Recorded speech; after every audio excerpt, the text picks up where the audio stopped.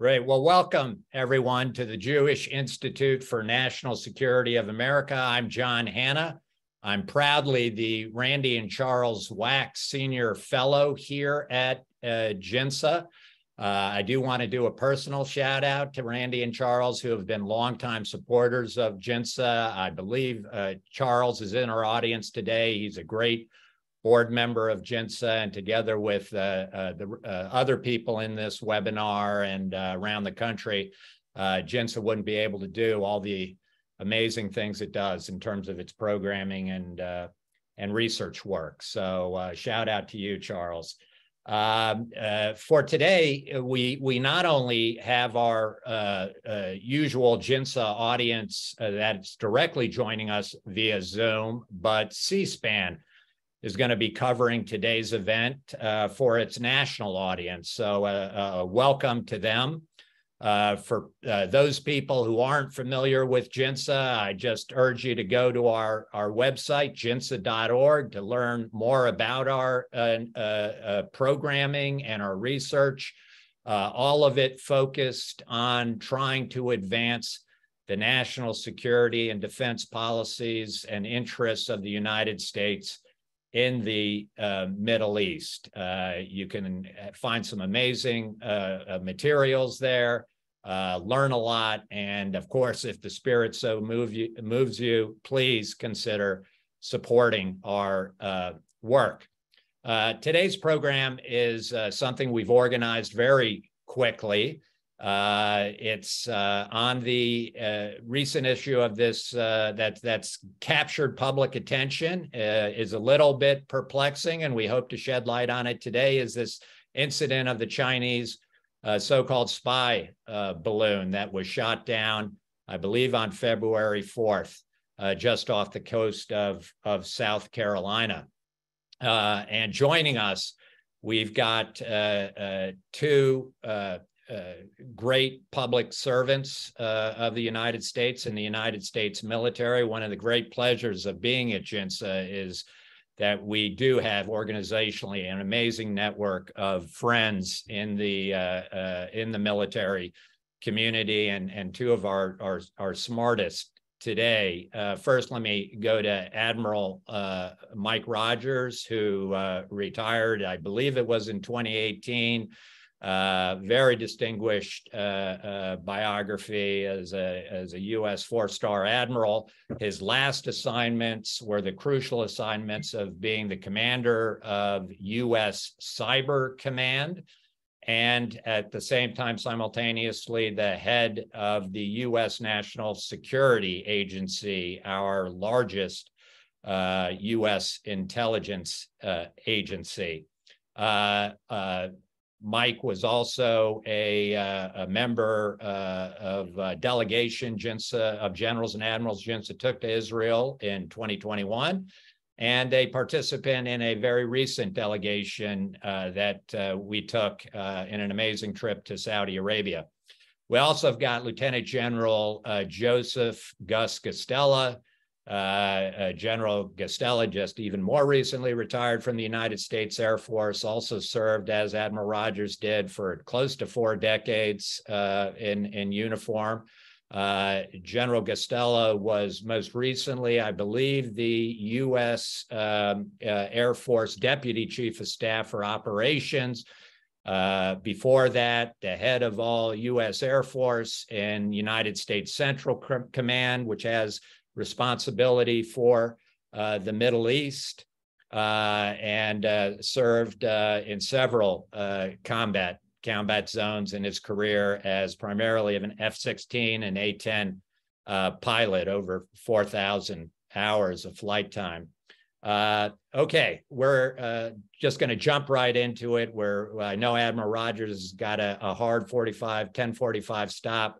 Admiral Rogers, let me start with you about this balloon incident. For most Americans, I think, when they found out that America's most hostile foreign adversary had for most of a week been floating a spy craft down across, first into Alaska, then down south through Canada, entering the United States somewhere in around the Idaho, Montana area, and then spending several days kind of leisurely touring the American heartland until it was finally shot down once it got past the coast of South Carolina, headed toward the Atlantic Ocean. That sounds like a really big deal that I think has alarmed a lot of people. And I wonder if you can just give us a little bit of context at the 20,000 foot level on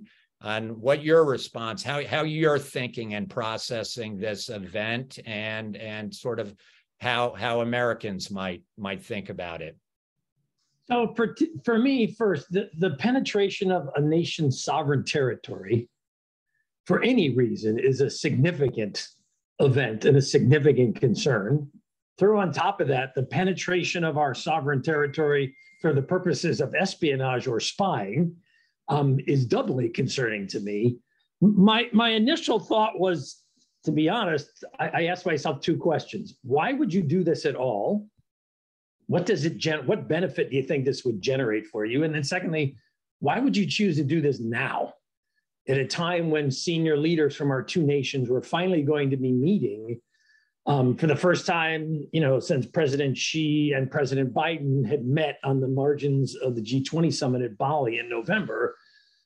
They had talked about this desire for senior leadership to come together. The agreement had been Secretary of State Blinken would go to Beijing in early February and would meet with his counterpart. And then she, apparently indicated that she was going to be meeting with Secretary Blinken. Why would you want to endanger all that? I mean, those are my first concerns.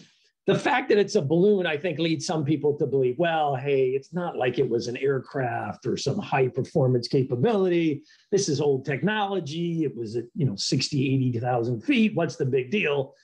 My view is, guys, we should never allow a foreign entity to penetrate our sovereign territory for any purpose that hasn't been coordinated, agreed to in advance, let alone for somebody who's willing to do it for espionage. So I try to remind people this is more than just the idea of a simple balloon. This is much more deeper, more strategic principles that we need to be concerned about, because the idea that the Chinese would think that this kind of behavior is acceptable is just, I thought to myself, if we had tried to do something similar, do you think the Chinese reaction would have been, don't worry about it, just let it float all the way across China?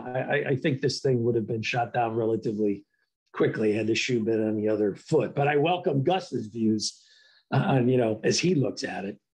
Yeah, please, General Guastella, go ahead. No, Admiral Rogers, I agree with you 100%. This was absolutely a significant violation of America's sovereignty.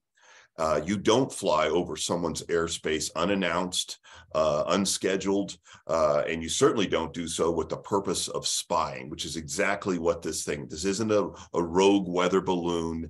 There's many other balloons that have been out there, apparently, as we're finding out, and it's clearly there for the purpose of collection on the U.S., and that is a violation of our airspace and our sovereignty. And so, this plays right into exactly what China has been doing. They are opportunistic. They look for any means they can leverage into the U.S. system to steal technology, to observe us, to put inroads into our society, which is nefarious. It's not well intended, and this is government-sponsored espionage that absolutely needs to be called out, condemned, and, like we did eventually, shot down. I want to bring up one thing, because as soon as I started thinking about this, I immediately thought of an incident in history in 1960 where Francis Gary Powers, a U.S. pilot, was shot down over the Soviet Union because he was spying. We sent a spy mission over the Soviet Union, and they shot it down. And it was the 1st of May of 1960. Thing was about 70,000 feet. It was shot down with a SA-2 missile. The interesting thing about that is that we had been overflying Soviet airspace before without their permission, and they finally got a way to shoot it down. It was a major deal. It happened 2 weeks right before a summit between then President Eisenhower and Khrushchev. and they were going to meet in Paris. So it's very embarrassing to the United States at the time. And it really set back what was beginning to be a little bit of a thaw in some of the Cold War relationships at that time. And I don't want to get too much into the incident, but it clearly established the norms that you don't violate other countries' airspace without or expect to survive doing so, and not be punished. And so that norm has been there for years. We did it, and now turn around to happen to us. And so, why a balloon? And Admiral Rogers, you can correct me on this one. I started thinking about that too. I think it was one of those because they can. You can't fly a high-speed supersonic collection airplane through the airspace. Satellites are up there, but satellites are up at 200, the lowest, or around 200 miles up, roughly, that are looking at the Earth, and they're looking at us all the time. But a balloon is down there at around 12 miles up, much closer. When you're closer, you can sniff more, you can see more, you can observe more. They're higher duration. It's a very slow moving platform. So there's some advantages to collecting from a balloon. And so all of that together, I want to reemphasize, this is an absolute violation of our sovereignty. Great. Thank you, General Costello. Let me just remind the audience, because you no doubt have a lot of good questions yourselves. If you want to go down to the Q&A function down at the bottom of your screen, the people in our Zoom audience, and lodge a question, send it to me, and I'll do my best to get to as many as we can.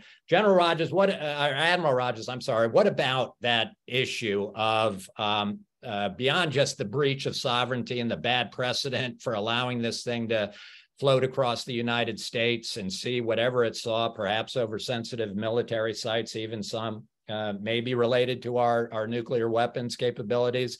What is the threat in terms of intelligence and the intelligence collection opportunity that the Chinese may have had here? How worried are you about the additional capability beyond satellites this kind of mission would have given the Chinese?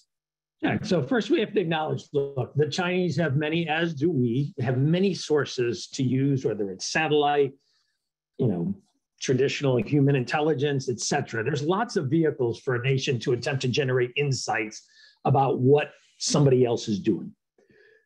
As Gus said, look, a balloon does have some parts of it that are attractive. As a guy who used to, do intelligence collection planning in the military and for my own nation, it gets you closer to the target and it gets you a little bit more time over the target. The balloons just don't sit there, but they don't transit at the same speed as a satellite does in orbit, for example.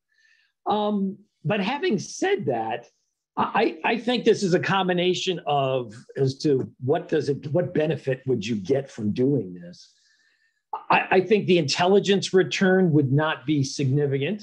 Now, I say that one of the points that I thought was important about bringing the balloon down was both the principle, we want to send a clear message, you cannot just arbitrarily penetrate our sovereign territory. But I also thought it was important, look, I would want to recover the wreckage because I want to get a sense for exactly what capabilities did this balloon have. Was it the intercepting of communications?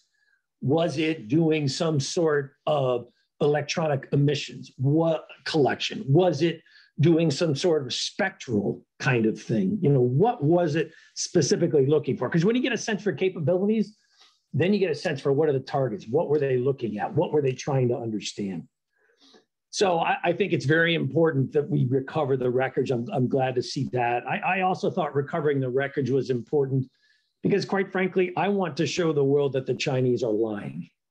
This was not a weather balloon. This was not some unintended, arbitrarily act that occurred by mistake. The more we get into this, the more it appears that this had been just one example of a sustained level of activities that the Chinese had been doing with respect to using balloons to penetrate US airspace to conduct intelligence collection activities. It appears, based on what we know publicly, that this had in fact been happening for some period of time. Just how long that period of time is and how often these flights are occurring is still not a matter of public record, but I hope we learn more of those insights. I think it also explains a little bit of the why now. my view is, and I could well be wrong, but I've seen plenty of instances in our own government where activities weren't always synchronized between what we were doing tactically at a military level and what the senior most leadership of our nation was doing at the same time. So I'm prepared to give the Chinese the benefit of the doubt that Xi himself might not have had direct personal knowledge of this activity. But having said that, someone, whoever authorized this, clearly had a level of knowledge. This visit, for example, was very public. To say that you didn't know, I find hard to believe. But it also suggests to me whoever directed or authorized this mission, number one, had high confidence that it was going to be successful. Number two, believed that based on what they had seen previously, the US either was unaware of the activity or was unlikely to respond publicly, and that therefore the risk was relatively low to executing this. We need to ask ourselves, how has this occurred multiple times, and what do we do to make sure it doesn't occur again in terms of our awareness, in terms of our decision-making timelines, so that we don't find ourselves in a situation that we get to a decision point, it's, well, we really don't have the best options here, let's wait. You know, my view is, let's get ahead of this problem, let's understand it from the very beginning, and then let's put ourselves in a position where we have more options. Hey, we could bring it down here. Hey, we could use this area. Because I do think we should not just accept this activity. We should not just protest it. We need to do more than that. This is just so foundational to me. The violation of your sovereign territory, and to do so for espionage purposes is, you know, spying is just totally unacceptable to me. Thanks, Admiral Rogers. Let me just do a quick follow-up. Having made a decision not to shoot it down over land, allowing it to sort of cross the United States for several days, doing whatever it was doing in terms of collection, there's now a narrative that, well, we were flying U-2s all around it. We were gathering all kinds of intelligence by observing it. We were taking mitigating measures to basically ensure that their collection was being defeated or foiled or wouldn't have led to much for them. Is that your understanding? Is that probably the case? Or look, I accept that all that is true, but my response would be, why would you want to put yourself in a situation where you have to do that? Why would we want to accept this? It didn't happen. But another thing I was concerned about, just speaking for me, sadly, balloons sometimes crash. And one of my thoughts was, oh, great. So now we've got, you know, an uncontrolled unmanned balloon crossing US territory. What happens if this thing has an accident? What if this thing ends up crashing and killing people or causing significant damage? I'm like, why would we even want that to be an option or a possibility?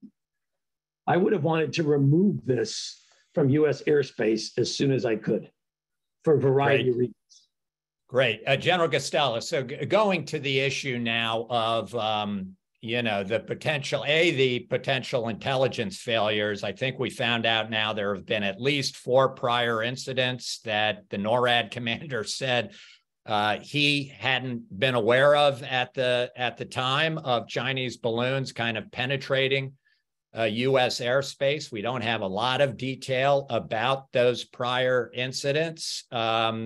I think the NORAD commander said this is a real, vulnerability in our detection capabilities. It's hard to understand, given when you hear people talk about a 200-foot high balloon with carrying, a payload at very slow speed, the size of some kind of regional airliner, that our combatant command in charge of actually protecting North American airspace wasn't able to see these prior incidents in real time, apparently. Can you just talk about, how that could possibly occur? I think most Americans would just be absolutely stunned and shocked, given the amount of money we spend on our military and our intelligence capabilities.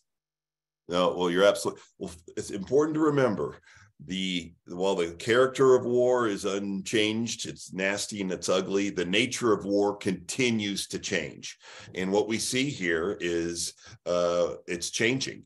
Just like people are reading about UAVs or drones and how they're attacking and all the damage they're doing in the Ukraine. This is a niche area that warfare is evolving to, which is not necessarily balloon warfare, but it's a domain, it's a near space region that frankly, we just had not been focusing on. To the credit of the current and previous NORAD, NORTHCOM commanders, the ones responsible for our, homeland defense, they have been very vocal about needing to upgrade air defense radars and systems and protections for several years now. And had those investments been made, then we may not have had this gap. But the fact now, here we are. They overflew us. It was a gross violation, as has been said before. What can we now do to prevent this?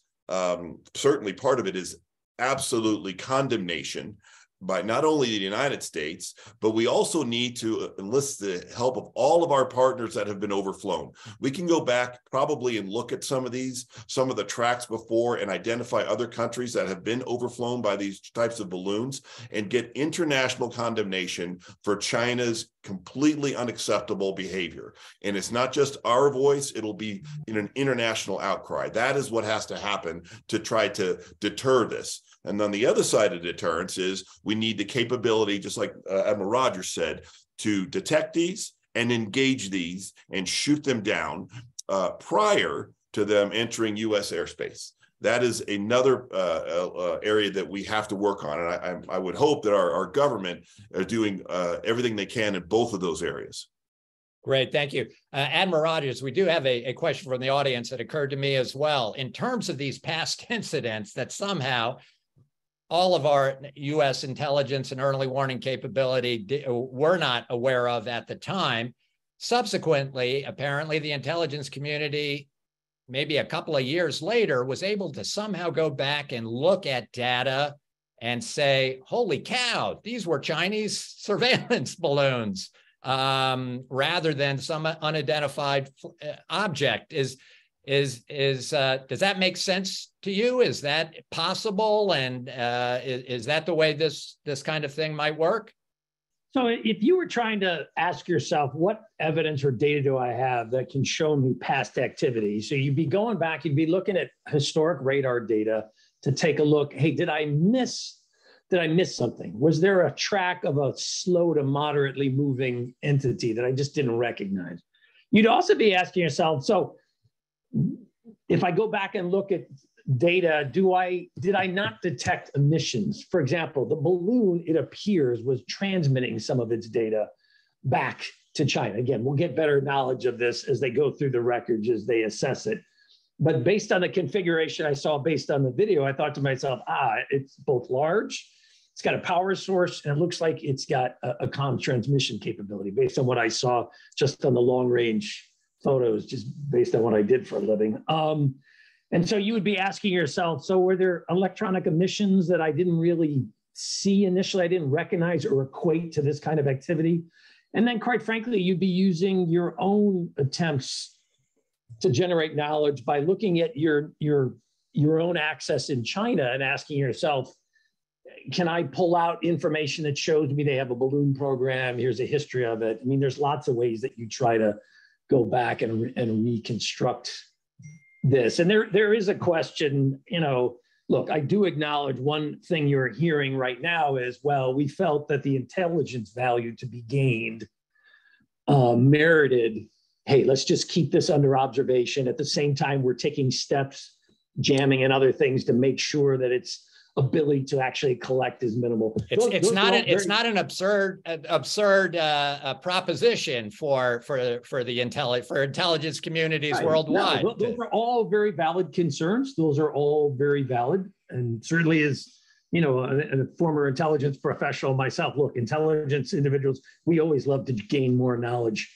and insight about what our adversaries are doing. while acknowledging that, had I been in my old job, as a director of the NSA, for example, my input would have been, I believe that the foundational issue here is not intelligence gain or loss. The foundational issue here is the penetration of the sovereign territory of the United States. That, to me, is the most important issue here. And to me, and again, I acknowledge others could have a different viewpoint.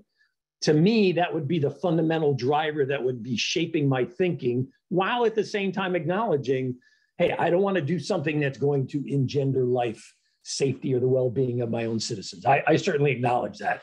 It's one reason why you heard me say, as we think about how we learn from this, one of the things I would hope we learn, guys, we need to be looking at this much earlier in the timeline here. So we give ourselves more options. So we can address that very valid concern about, look, we don't want to bring it down in a way that endangers, the safety of our citizens or potentially causes damage. That's a very valid concern. It's one reason why we need to be thinking about this a little earlier. And we need to make sure that both the political dimension and the military dimension here are synchronized. Look, in the end, it's going to be a political decision whether or not you would shoot down something like this.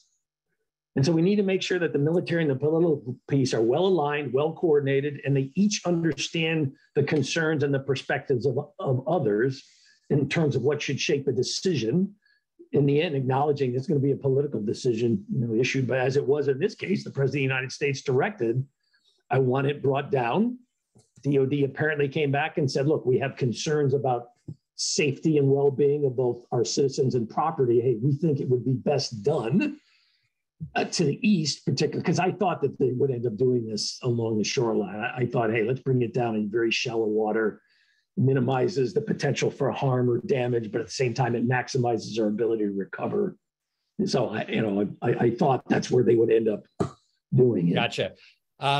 General Guastella, so unlike the past incidents, which we only have discovered later, presumably, hopefully, our civilian and military leadership was informed when we came to the conclusion we'd been violated at least 4 times in the past. This time, however, apparently NORAD did detect this balloon as it was approaching Alaska over the Aleutian Islands. Alaska is a place I understand has a lot of military bases, even some really sensitive assets for the United States, looking west toward Russia and China in particular. And the NORAD commander gave a press session this week in which he said, yeah, we detected it.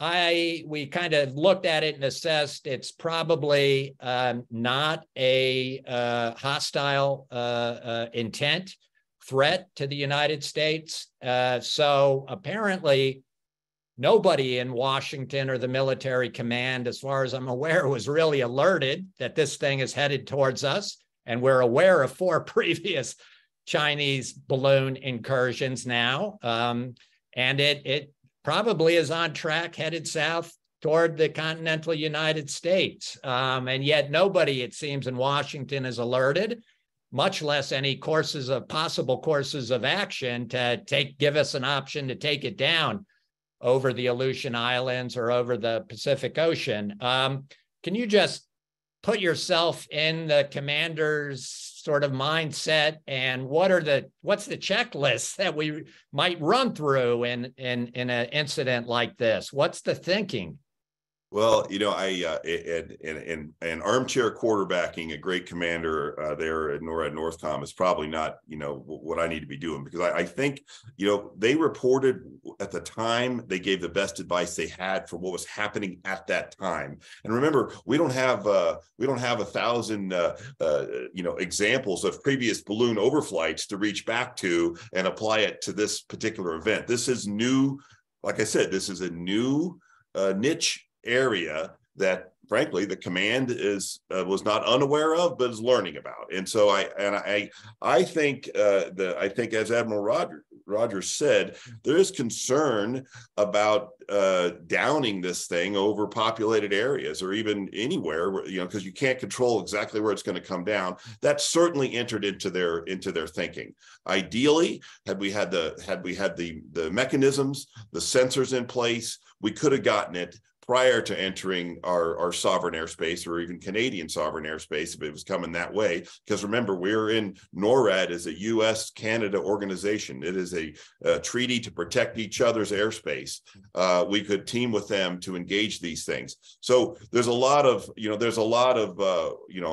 hindsight here that we'll go over our own procedures. But I think they were reporting to the best of their knowledge, they were reporting correctly at the time. I don't think they anticipated that it was going to trundle or float down into U.S. airspace. I don't know if that was predictable, but that certainly is what caused the significant concern to ramp up.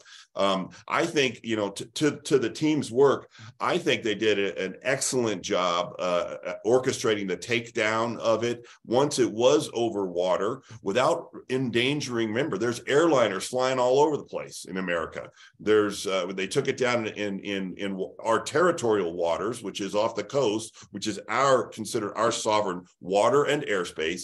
And hopefully they will recover it, because that's exactly what, as Admiral Rogers said, it's critical that we exploit this thing to see exactly what the sensors are, what the capability is, and learn from it. Just like the Chinese would exploit something of ours if they got their hands on it, like they do. And so the execution of the shoot down, I think, was exceptionally well done, with the F-22s and the tankers and our Navy team on the surface there. So I'm hopeful they will recover it.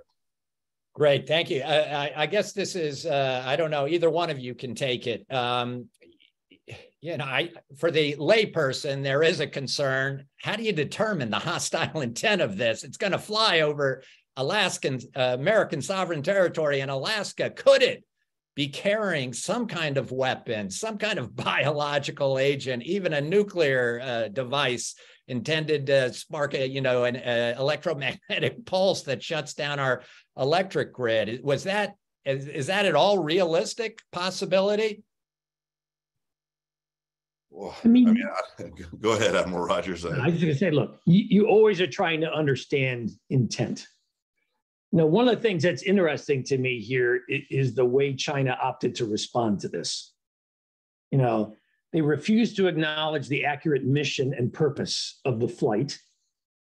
They refused to me, I would have thought, look, you could have helped diffuse this situation by being a little more direct and forthright, and also coordinating with us a little bit more. Instead, I thought they took this immediate line. There's nothing here. It's a weather balloon. And then when we opted to down this balloon within our own territorial sovereign air and sea space, they then responded with, they felt that was an unjustified act that led them to be concerned about similar activities in the future, and how the Chinese would reserve the right to act potentially in kind. And I just thought, are you kidding me? This is the way you're responding to this? You should have been part of the solution here. And at the same time, we're finding simultaneously, they clearly released multiple balloons at or near the same time in multiple areas, to include the ones that we're currently seeing over Latin America and South America. You could have been part of the solution here. Instead, you opted to double down on a lie, and you're not helping to diffuse this at all, which only encourages everyone else to act more aggressively. We don't want tensions between our two nations to continue to increase. We want to attempt to diffuse those tensions. That was the whole purpose of the session in Beijing that Secretary Blinken was going to. Hey, we've got significant differences. Let's understand them, and then let's figure out how can we attempt to diffuse those tensions, even as we acknowledge we're going to continue to have differences. The way the Chinese responded to this don't help that. They only make a bad situation worse, and that's not a good thing.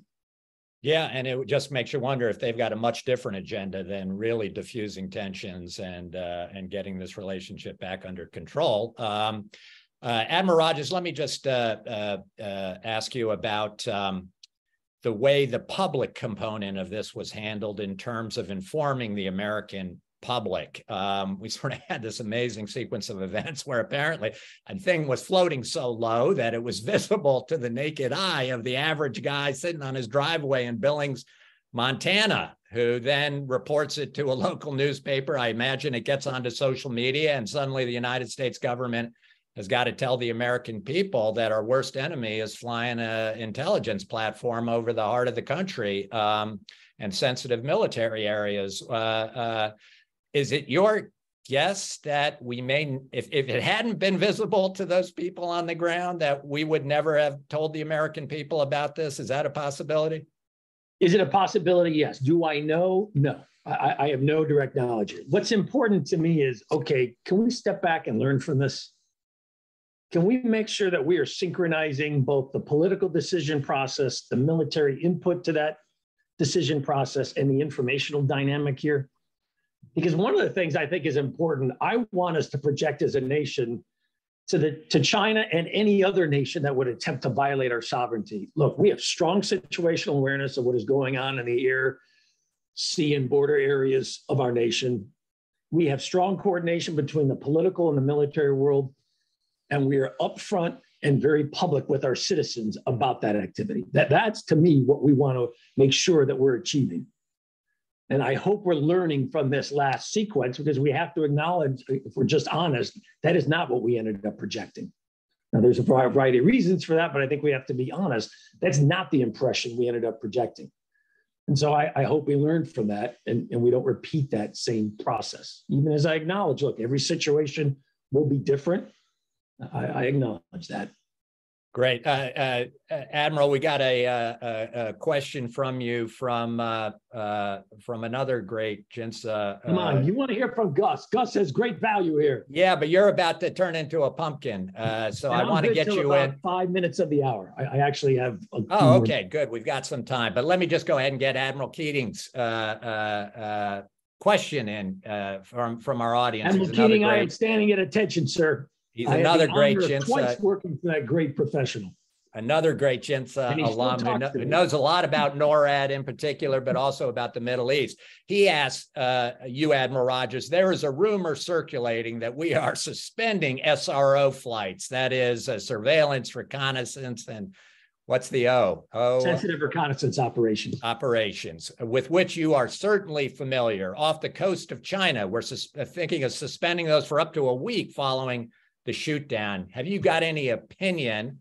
If that was true, what's your opinion of it?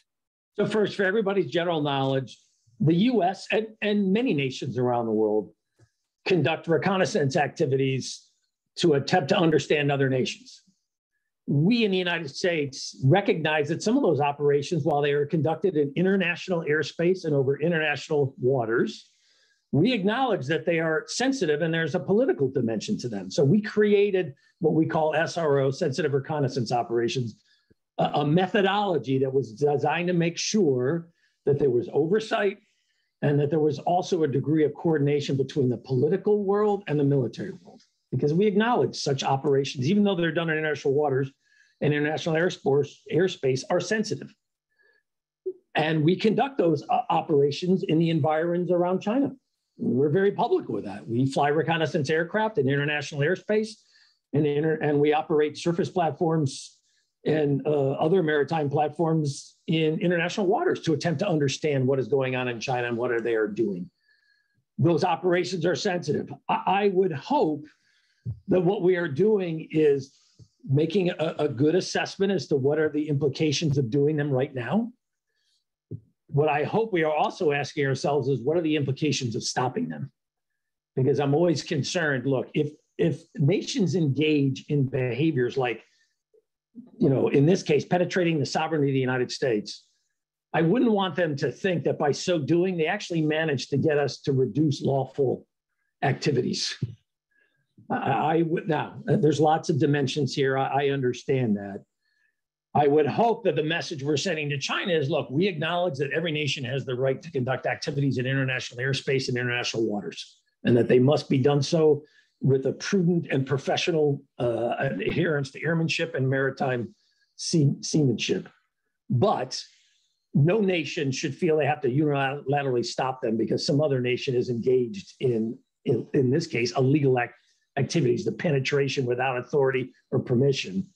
So I hope that we are also being very direct with the Chinese. Look, it is our intent to continue to operate in accordance with international law. And we're not going to give up if you will, that authority or that right arbitrarily. That's the thing that worried me about some of the Chinese comments in the aftermath of the shoot down, which is why I'm sure there's a review of sensitive reconnaissance operations in the immediate environs of China. If it's a short-term disruption, okay, but I would want to make sure, even as we're accounting for safety and political risk, we're also accounting for, this is a foundational principle that we want to continue to reinforce. You know, right. These are valid activities conducted in international air and sea space. Terrific. General Guastella, we've got a question from Charles Wax, who asks, again, about response options here. Did we have the capability, or do we have it, that we could have brought down this balloon without a shoot down scenario? That is, I think, essentially, was there a capture option and capability that the United States has to bring this down in one piece and therefore get that satisfaction and punitive action against the Chinese, and we actually have the balloon intact that we can fully exploit immediately? Can you just talk through what you think our capabilities are and where we may need to go in terms of developing response options for the president? No, that's a great question. But first, let me tell you though that this our air power team, this is not the first time they came up with a plan to take down the balloon. They've actually, some of our great air tacticians have been looking at this and practiced this and rehearsed this. So it went very, very well because they had been practicing this. And hats off to them for thinking ahead. Now, that being said, are there other means that exist that could have taken it down without shooting a missile at it, without creating additional debris that's going to fall back down to the earth, that would capture it in a way that would delicately bring it down so the payload would be completely exploitable? I don't know if those technologies exist. I know that certainly that's something we're going to look at after this. But we certainly couldn't bring anything like that to bear right away. But back to as a military guy, this was an aggressive move by the Chinese. They thought they were going to get away with it, and they didn't. So it's very important that we don't sit here and deter ourselves and worry ourselves because of what could have happened with this thing.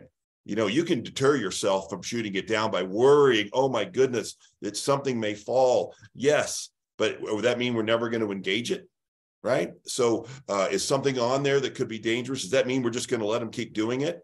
So we have to remember, when you're dealing with a bully, which is what China is, you have to respond with strength. And this needs to be political strength. We need international condemnation.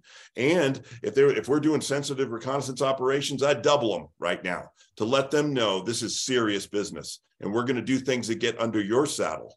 We're going to do things that cause you concern, and then let the politicians do their work. But what we don't want to do is deter ourselves or come at this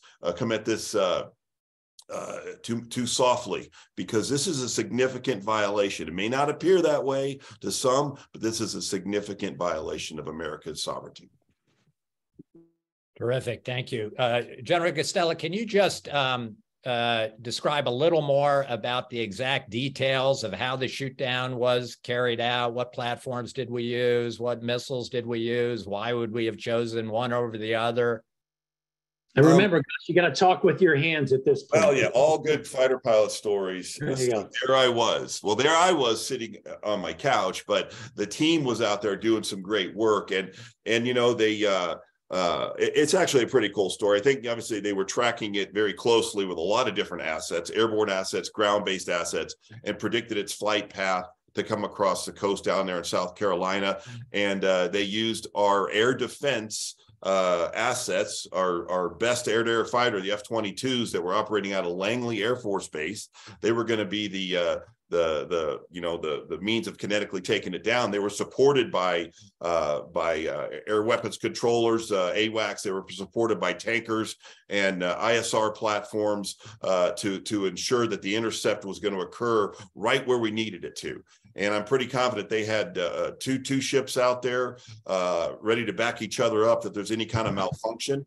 And then a decision was made to engage it with a heat-seeking missile, an AIM-9X. And performed beautifully, even though it had never been tested at that altitude. By the way, this thing's up at 60,000. Generally, most fighters don't fly above 50. F-22s can get higher than that, but we generally don't fly as high as 60. So this was very high altitude work that the team did, and they orchestrated it perfectly to get it in a place, like Admiral Rogers said, where it's going to fall down into our territorial waters, our sovereign waters, when it came down. And so I think the execution was really good.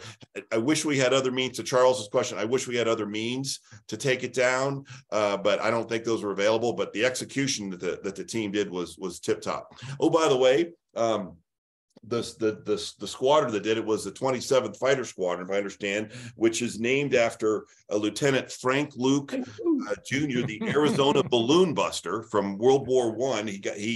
He'd killed multiple balloons in World War I, and so that team of that heritage is what took this thing down. So very cool story. Terrific. Hey, Admiral Rogers, just on the recovery and exploitation of what we find on the surface and at the that 50 feet of water, apparently most of the components of the actual payload dropped to.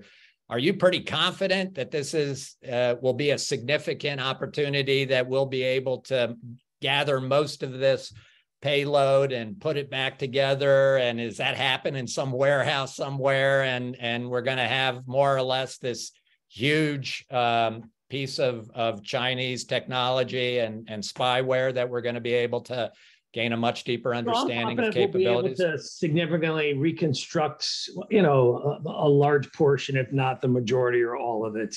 And to me, there's two purposes here. On the one dimension, I want to recover it and put it back together, in part because I want to show the world the Chinese lied. This wasn't a weather balloon. This was a surveillance platform. It was configured with sensors that had nothing to do with the collection of weather or environmental data. I'd want to show that. The second thing is, I'd also want to make sure I understand, so what was the intelligence purpose or surveillance purpose? What were they going after? Were they focusing on communications? Were they focusing on radar signals? Were they trying to look at a broad portion of the spectrum? Were they doing some things with isotopes or other things that might be linked to nuclear weapons, etc.? I'd want to understand that, because that also would help me understand what are their priorities and what are they focused on. That also gives me a sense for potentially what they fear or are most concerned about. It also gives me a sense for what's kind of their current state of capability in those areas. And it also gives me a sense for, so what countermeasures could I develop to employ against those sensors? Those are all very good reasons for recovering the material, reconstructing it, and trying to generate deep knowledge and understanding of just what was on the balloon, what its purpose was, and how it operated, and what it was going against. Right. Admiral Rogers, somebody's got a question that I think has been answered in the press, at least.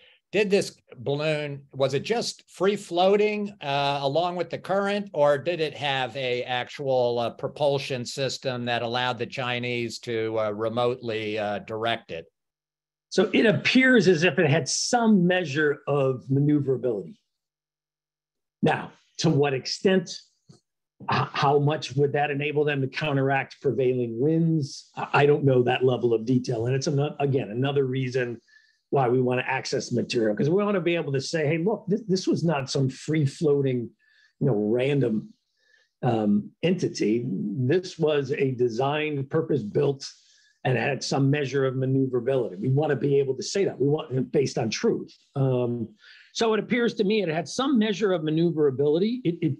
It clearly, it's almost impossible to design untethered balloons to just stay over a fixed area. You just can't overcome wind unless you're going with a significant propulsion system. And it doesn't appear that this had that large a propulsion system, but it does appear as if it had some measure of maneuverability. Great. Admiral Rogers, we got just a few minutes for you, 3 minutes. I got a little more time with General Guastella, but want to ask you, just a step back on specific lessons learned. What's your top 2 or 3 specific things, if you were sitting in front of the president, that you tell him, hey, this is what we learned from this incident. Let's take it and do A, B, and C? So number one, I'd want to make sure that I am confident in my ability to have true situational awareness and knowledge of the airspace and the maritime domain around me. Are there things we need to change to increase our level of knowledge about activity platforms occurring within our airspace? You know, might we have seen this earlier? Or might we have been able to develop a deeper understanding of not only where it was, but where it was going?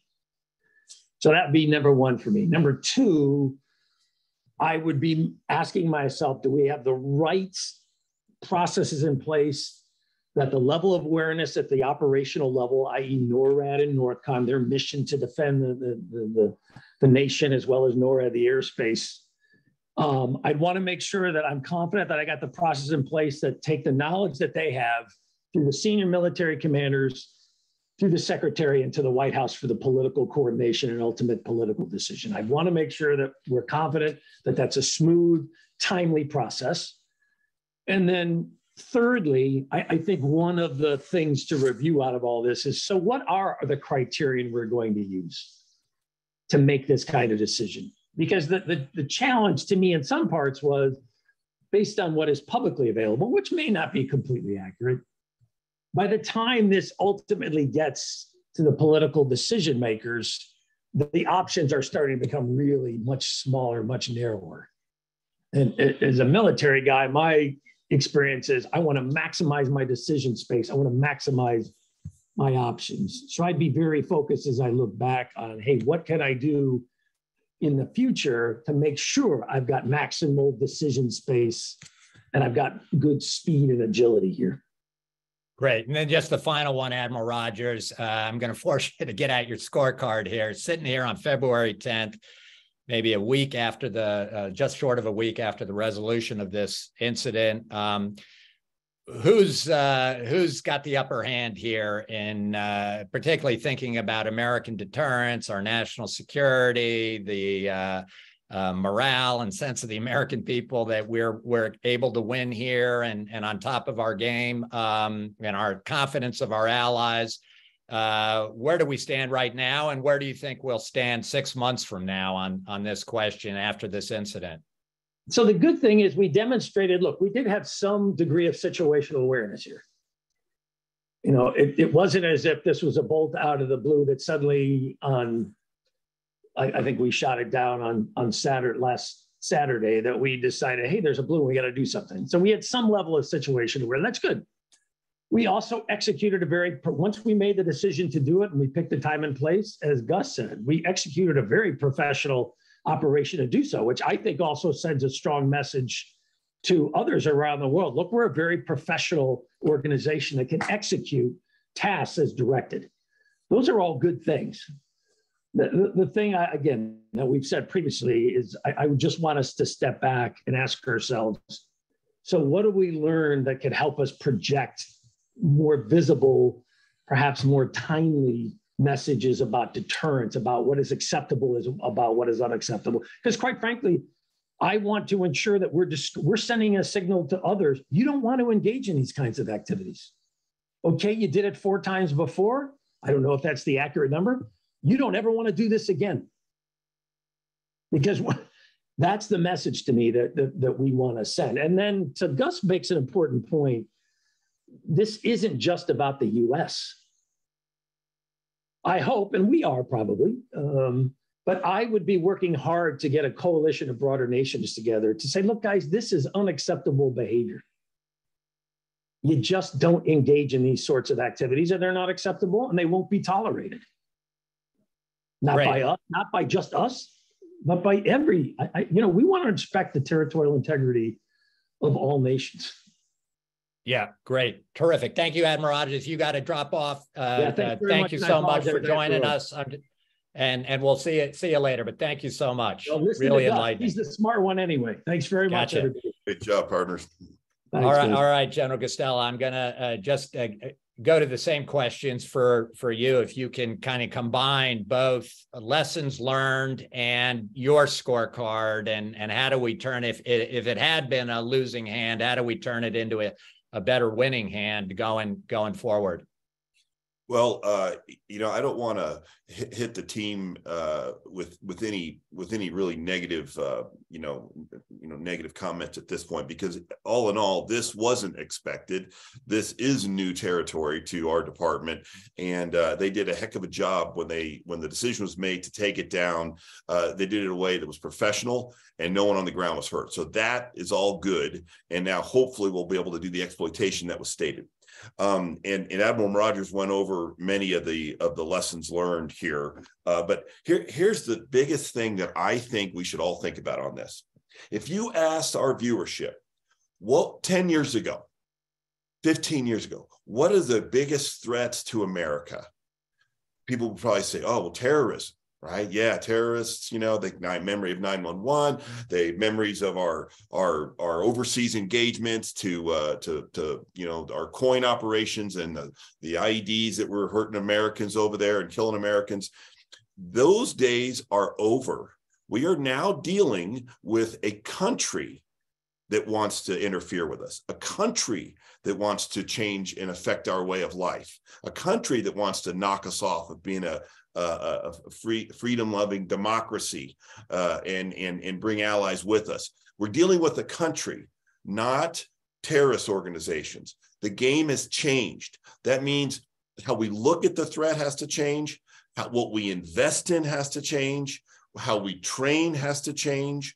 So this is yet another series of wake-up calls that have been out there. But we have to realize those. We have to understand those, and then we have to take action.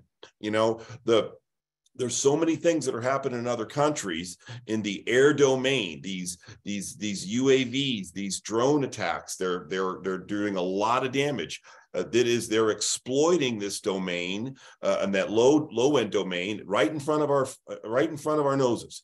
This is an example of an exploitation of a niche area that they're exploiting as well.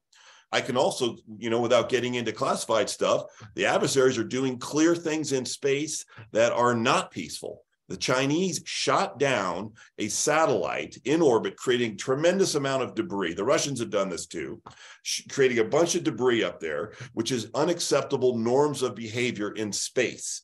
So these players are not terrorist organizations. These are countries with resources, and they're determined to try to undermine us. Let's learn from this incident. Let's build on this incident to invest in the defenses that we really need for the modern day and what's going forward. What will deter China? What will prevent this from happening? What will shoot this down well or capture it well before it gets there, and other threats like it? That to me, that's the biggest lesson that to build on what Admiral Rogers said. Great. Thank you, General Guastella. It's a good final note that I think we have had this emerging consensus that China is going to be a big problem. But I think the message from this incident is that if people weren't alarmed enough before, they need to be level-headed, but we really need to be worried and focused on combating this threat, which is not just in Asia, but of course, China is looking to supplant the United States as the world's leading power, and to supplant what has been a U.S.-led international order that served our interests for the last 80 years or so, that the Chinese want a Chinese-led order led by a Chinese Communist Party, antithetical to our views and values and our interests. That's second largest economy in the world, and probably with the fastest growing nuclear and missile arsenal in the world. So certainly time for people to wake up, and you can't be partisan, and I don't generally aim to be, but I've got to say that having this incident so close, and the President of the United States having a State of the Union in which he not only didn't mention this incident specifically, I think he gave 10 or 15 words to an oblique reference to defending U.S. sovereignty against China. But I don't even think he mentioned the U.S. defense budget and the U.S. defense industrial base, and what all the work we've got to do to make sure we're ready for this competition that is only going to get fiercer going throughout the rest of this century. So anyway, General Guastella, great to have you. Thank you for your enormous contributions, your friendship and association with GINSA. We're so honored to have you. And let me just say thank you to our audience as well. And particularly for those who want to learn more about GINSA, please go and visit us on the web at ginsa.org. And with that, we'll close and wish everybody a happy and hopefully less eventful weekend than last weekend with the Chinese balloon. Thanks, everybody. Thank you, General. Thank you, guys.